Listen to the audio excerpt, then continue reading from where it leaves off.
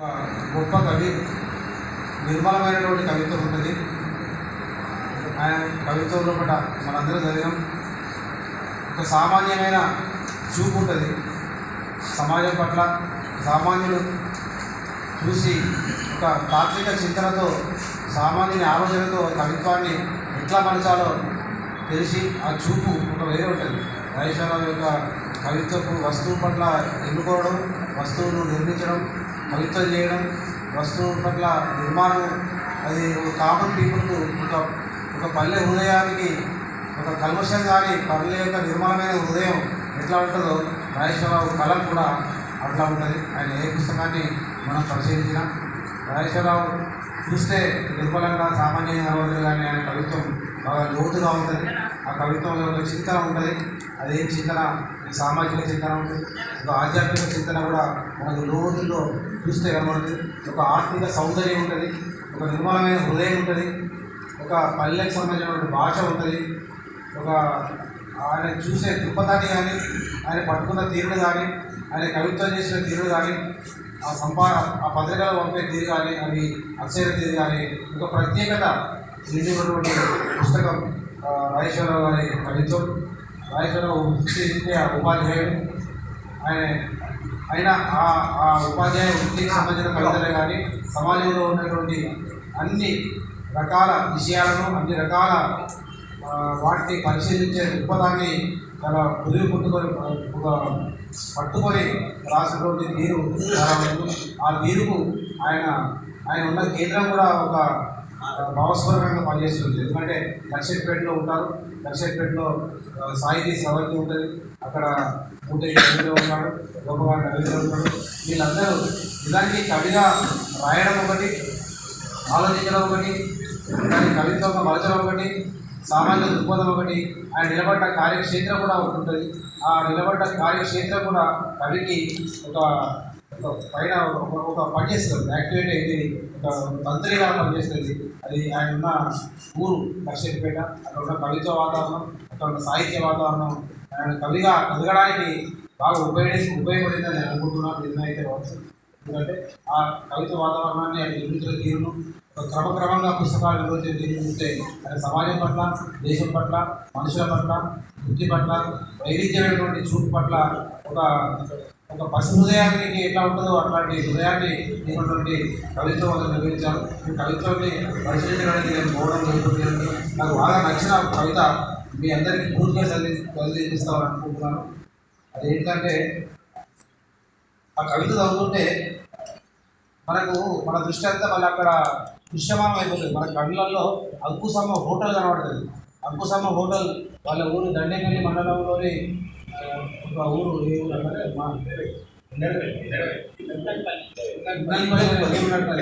ఆ ఊరును మేము చూడకపోవచ్చు, కానీ మనందరి ముందట అంకుశమ్మ కనబడుతుంది. ఆమె తిప్పుకుంటా ఇట్లా ఛాయ పోస్తూ ఉంటే ఆ బూడి తెచ్చి ఛాయలో పడడం అట్లంటే పడుతుంది. అంటే కవి ఎక్కడ సక్సెస్ అయ్యాడంటే కవి అక్కడ సక్సెస్ అయ్యాడు. కవిత్వం రాస్తూ ఉంటే, ఆ కవిత్వం చదువుతూ ఉంటే మన కళ్ళన్నీ మన లోపల రీల్స్ తిరిగినట్టు తిరగాలి. అట్లా రీల్స్ తిరిగినటువంటి గొప్ప కవిత్వం. అంటే ఇది ఒకటే గొప్ప కవిత్వం పాకిస్తాన్లో. ఆమెకు జ్వరం వచ్చిందనే కవిత్వం.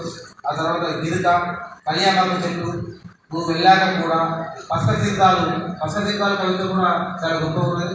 పసక తీర్థాలు అంటే చెట్లలో కూడా కదా, చెట్లలో కూడా దిక్కుకి పోవడం అనేది. ఇన్ని కవితల మధ్యలో నేను ఒక కవిత వినిపించి మిగతా మిత్రులు మాట్లాడాలని నేను అవకాశం పూర్తిగా. దీన్ని వివరణ ఈ కవిత్వంలో నేను మళ్ళీ మాట్లాడి దాన్ని వివరించాలని అవసరం లేదు. ఈ కవిత మీరు కళ్ళు చూసుకుంటే మీరు ఎప్పుడో చిన్నప్పుడు మీ ఊళ్ళో మీ హోటల్ చూసినట్టు బొగ్గుల పొయ్యి మీద ఇత్తడి గిన్నెలో టీ మెసులుతుంటే అలిగి పూత పెట్టిన పొయ్యి మీద తెల్లని పాలు చిక్కని నీగడ కట్టినట్లుగా ఆమె మనసు స్వచ్ఛంగా ప్రేమికులకు మళ్ళీ చిక్కగా ఆమె మక్కపలచని ముడతలు పడిన మాటలు తీయదనం. అదేంటంటే అంకుశమ్మ హోటల్. కొన్ని విశ్రాంతి సాయంకాలాలు, కొన్ని ఉరుకులు పరుగులు ఉదయాలు ఆమె హోటల్లోనే తచ్చాడేది. కొన్ని సంఘటిత సమావేశాలు, కొన్ని అనూహ్యమైన సభలు, కాకుంటే టీచర్ల డిఏ ముచ్చట్లు, నాయకుల ఊరి రాజకీయాలు, వర్షానికి ఉరికే కంకులమ్మే వారి నోర్లు, దోసకాయల మీద రైతుల మట్టి చేతులు, శీతాకాలం పొద్దెక్కిన అరికట్లం, ఇంకా విప్పని ముసలుల చలిత తిప్పలు, బ్యాంకులోనికై ముందే వచ్చి కూర్చున్న ఖాళీ కడుపులు, బస్సు కోసం నిరీక్షించే గాబరా ముచ్చట్లు, అంకుశమ్మ హోటల్ చూరికిందే విరాలడి. ఆ అంకుశమ్మ హోటల్ దగ్గర ఆ ఊరికి సంబంధించినటువంటి సకల విషయాలు అక్కడ ఉన్నాయనేది చాలా దృశ్యమానం చేసినటువంటి కవిత. 2 టేకు కర్రల టేబుళ్ళు, మళ్ళీ అది ఎక్కడ ఆ హోటల్ యొక్క ఎట్లా ఉన్నది, 2 టేకు కర్రల టేబుళ్ళు. ఇలాంటి టేకు కర్రల టేబుల్ అంటే మన ఈ మైదాన ప్రాంతాల్లో ఉన్నాయి, అక్కడ టేకు చెట్ల వనం కాబట్టి అక్కడ ఉంటున్నాయి. 4 చేతుల కట్టె కుర్చీలు, నేలలో దిగొట్టిన 4 బెంచీలు, ఆ గుడిసె కప్పు కింద ఎంత చక్కగా మరి తీయని మాటలు నింపిన గాజు గ్లాసులు 1/2, 2 3 చాయ్, బాతా కానీ ఛాయ్తో సరిపెట్టుకునే బెదిరింపు పార్టీలు, కొన్ని గుంభనమైన బ్రతుకులు, ఇంకిపోయిన కన్నీళ్లు, తరచి చూస్తే కానీ గుర్తించని భావప్రసారాలు అన్నీ అక్కడ గాలిలో అనుకునేవి. ఇంకా కొన్ని నిర్ణయాలు, కొన్ని నిరసనలు, కొన్నిపాటి కొట్లాటలు, బుజ్జగింపులు, బెదిరింపులు, మౌనపు రోదనలు, అవన్నీ చూస్తూ నవ్వనట్టు కనబడే పడక పనులు. ఆమె హ్యాండ్ బ్లోవర్ తిప్పినప్పుడల్లా తెల్లని బూడిద టేబుల్లపై పడేది. దాంట్లో నా ప్రియురాలి పేరు రాసుకునేవారు. కెటిల్లో గుసకెక్కేటి ఒక్కోసారి పొంగి బొగ్గుల్ని తడిపి అవ్యక్తమైన వాసనేదో గుడిసె నిండా వ్యాపించేది. కొన్ని సిగరెట్లు అలా కాలంలో గాలి పూర్తయ్యేవి, కొన్ని జ్ఞాపకాలు అలా పొగల గాలి తెరలుగా వ్యాపించేవి. ఇట్లా ఆ హోటల్ అంకుశమ్మ హోటల్ సంబంధించిన విషయాలు ఒక పాత జ్ఞాపకంగా ఇట్లా పోయినాయో తను ఒక ఆలోచించే కాదు. నిజానికి ఇప్పుడు ఆ హోటళ్ళు అట్లాంటి హోటళ్ళు ఇక్కడ లేవు కావచ్చు, ఎందుకంటే ఛాయ్ హోటల్ అని రకరకాల 2 లక్షల రూపాయలు పెట్టి టీ పే చేస్తారు, రకరకాల అవి ట్రై చేసేది వచ్చి. అంటే గ్లోబలైజేషన్ తర్వాత ఎన్ని పెరుమార్పులు జరగాలో అన్ని పెరుమార్పులు కలిపి మన యొక్క మానవీయ సంబంధాలను కొట్టే దెబ్బకొట్టిన ఈ దశలో కూడా అంకుశమ్మ హోటల్ను కవితగా మార్చడం అనేది చాలా గొప్ప విషయం. దానికి సంబంధించినటువంటి ఒక సునిశ్చిత పరిశీలన దృష్టి, ఒక సానుకూల దృక్పథం, ఒక మనిషి పట్ల ఒక ఆకాంక్ష, దాన్ని కవిత్వం చేయాలనే ఒక నిర్మలమైన మనసు ఉండడం వల్ల ఇంకా గొప్ప కవిత ఆయన నుంచి పుస్తకం వచ్చిందని నేను భావిస్తా ఉన్నా. ఇట్లా ఆమె జ్వరం వచ్చిందనే కవిత కూడా గొప్పది.